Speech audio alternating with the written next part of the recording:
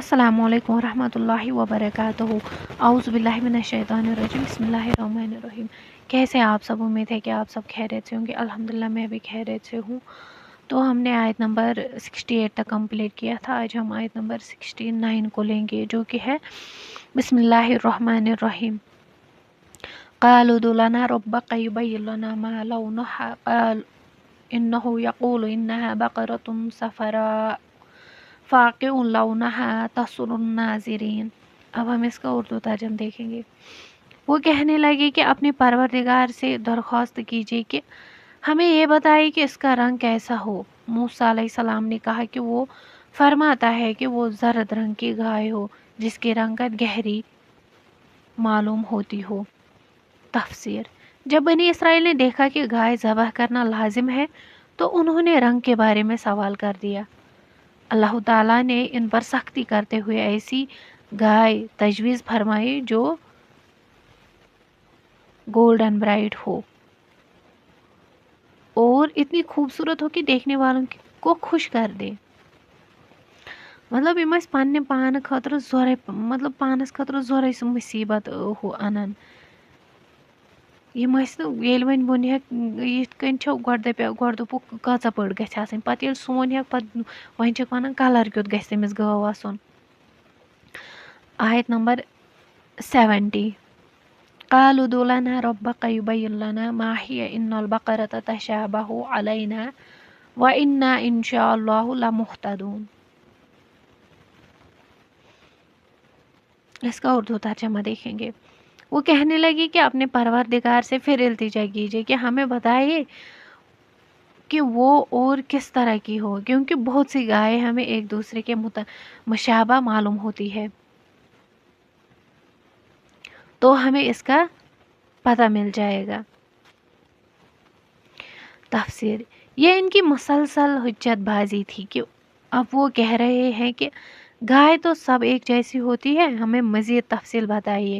مفسرین کہتے ہیں کہ اگر وہ اس بار انشاءاللہ نہ کہتے تو وہ کبھی بھی صحیح گائے تک نہ پہنچ پاتے۔